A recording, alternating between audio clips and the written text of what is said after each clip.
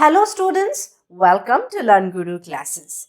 आज हम लोग exercise 2B under graphical representation of motion in one dimension का न्यूमेरिकल्स सॉल्व करने वाले हैं। इस वीडियो में हम लोग question 1 to question number 6 solve करेंगे and next video we will be solving question number 7 to question number 12। ठीक है, तो इस वीडियो में हम लोग क्वेश्चंस को बहुत अच्छे से समझेंगे, कंसेप्ट्स को विजुअलाइज करेंगे। After that we will go with the solution. तो ये क्या होगा, ये एनेबल करेगा तुम लोगों को कि बाकी का प्रॉब्लम्स जो भी आए अच्छे से सॉल्व कर पाओ। तो इस वीडियो के बाद हमेशा की तरह आप लोगों का कंसेप्ट होगा पूरा clear. So with this note let's begin our class.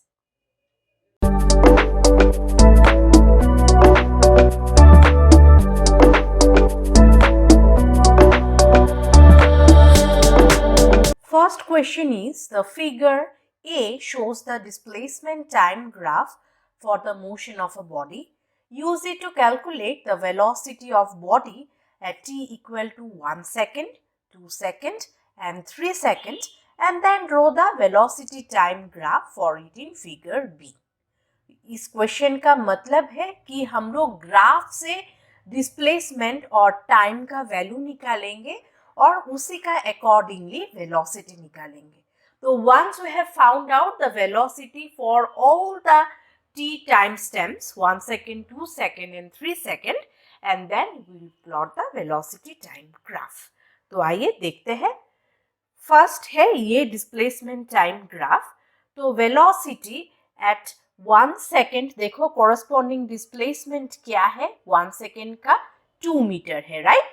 तो velocity at t equal to 1 second is 2 metre per second. According just formula में सेट करो, आ जाएगा आंसर। नेक्स्ट है वेलोसिटी एट 2 सेकेंड। तो वेलोसिटी एट 2 सेकेंड देखो, इसका corresponding displacement है 4 metre. Velocity at t equal to 2 second होगा वही 2 metre per second. Then velocity at 3 second. तो velocity at 3 second corresponding displacement है 6 meter and according to the formula you are getting the velocity as 2 meter per second.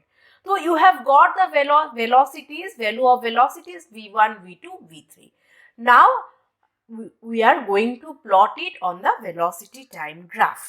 तो क्या होगा यहाँ पे देखो, velocity v1, v2, v3 same है, मतलब क्या है, the body is moving under uniform velocity. Because with the increase of time you are not getting, the velocity is not changing, right? So that is uniform velocity.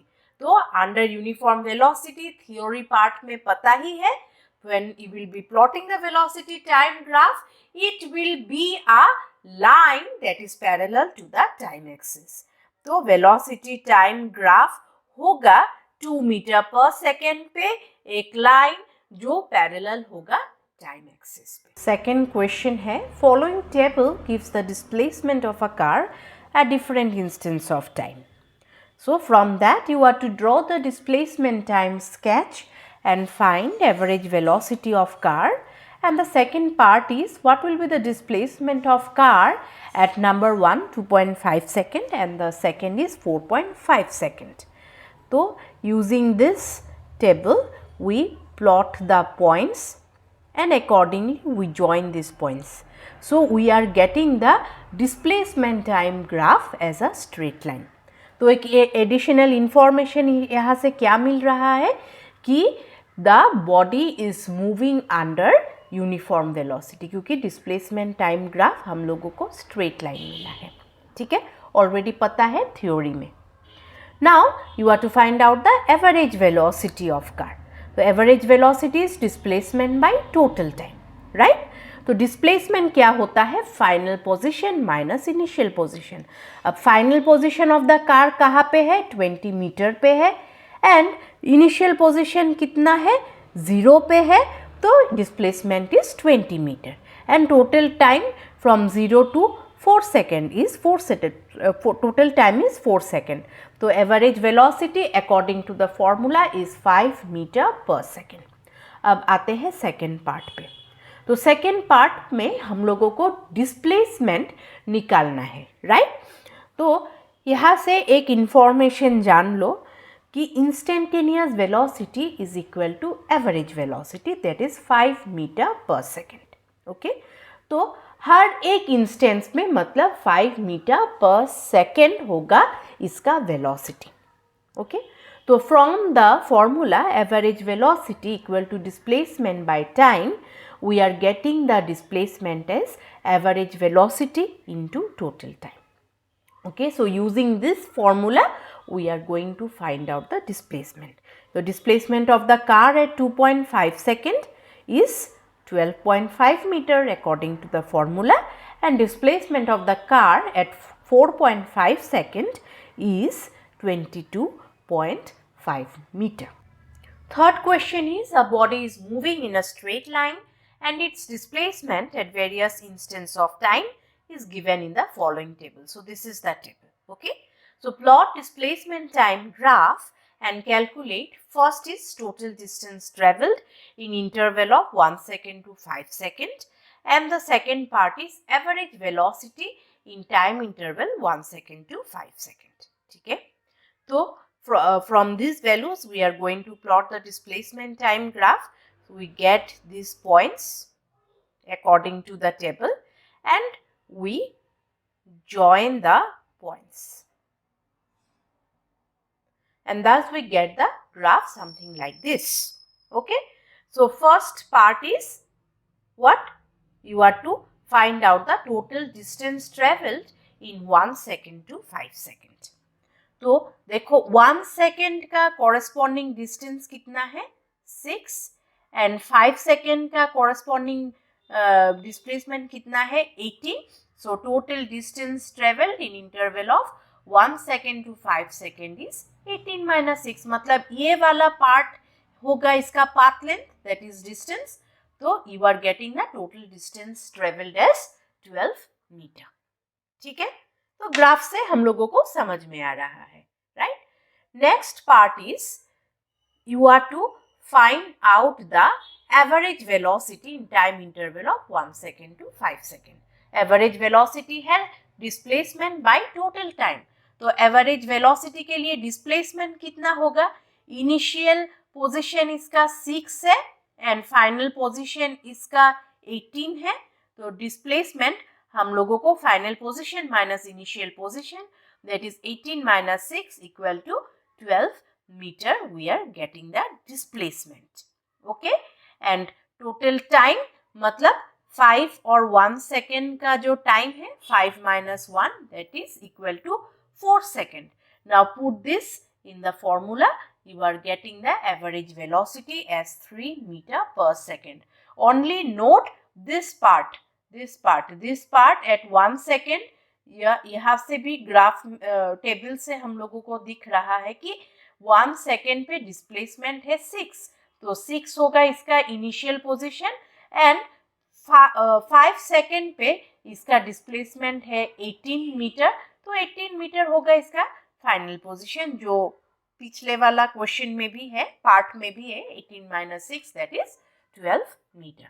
So you are getting the average velocity as 3 meter per second. Question number 4 is, the figure shows the displacement of a body at different times.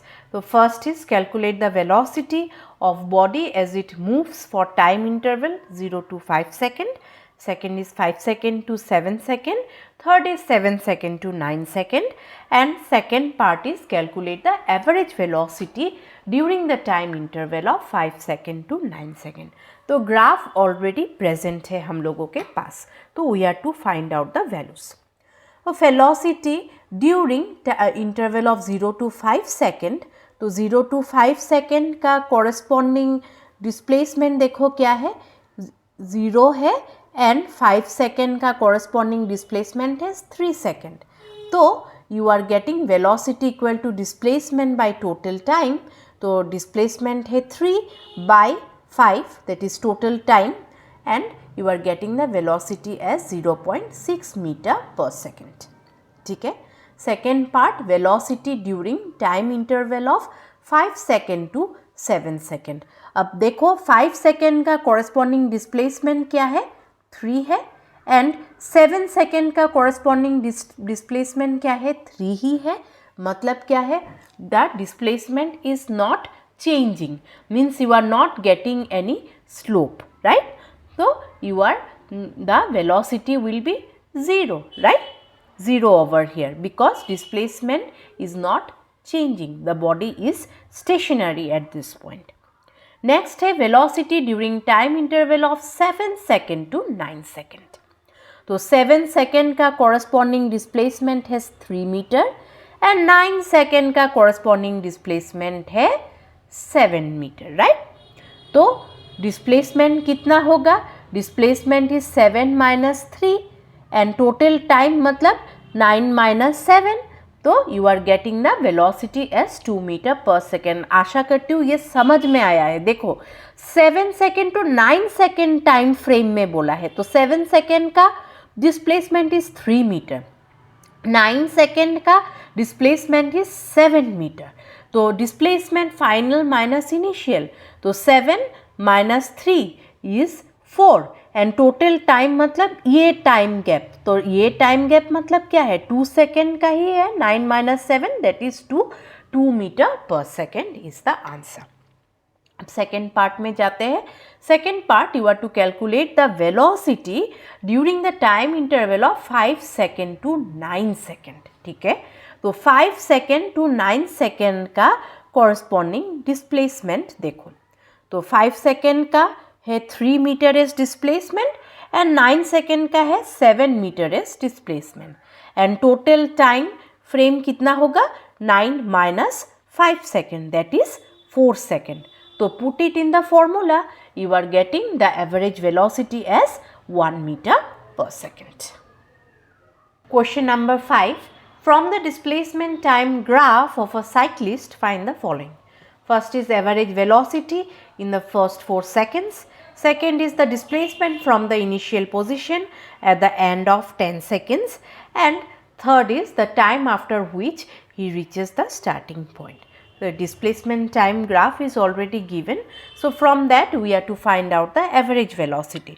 तो average velocity in the first 4 second देखो 0 to 4 second का corresponding time है 10, displacement is 10. तो displacement final minus initial that is 10 minus 0 is 10 meter. तो average velocity is 10 by 4 that is 2.5 meter per second. Okay. Next is displacement from initial position at the end of 10 second. Okay. तो initial position से at the end of 10 second. Displacement is final position minus initial position. तो final position है at the end of 10 second. तो at the end of 10 second मतलब minus 10 meter is the initial position. So minus 10 minus 0 that is minus 10 meter is the displacement over here.